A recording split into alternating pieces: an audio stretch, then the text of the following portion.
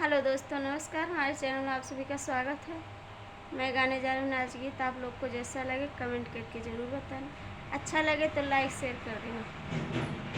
लिखत नाही चिट्ठिया कांधा बाई माना, लिखत नाही चिट्ठिया कांधा बाई माना।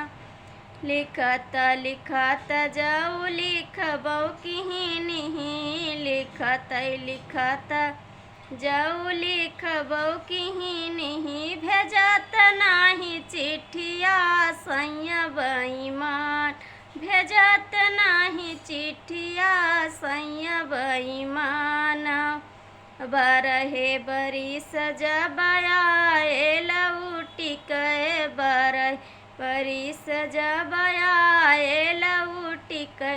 दुआर डार खटिया सैया बेईमान, दुआर डार खटिया सैया बेईमान। लिखत नाही चिट्ठिया सैया बेईमान।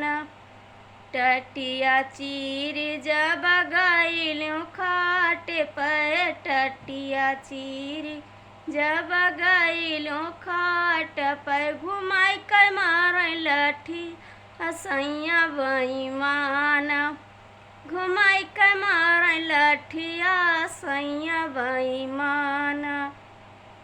लिखत नाही चिट्ठिया सैया बेईमान, लिखत नाही चिट्ठी कांधा बेईमान।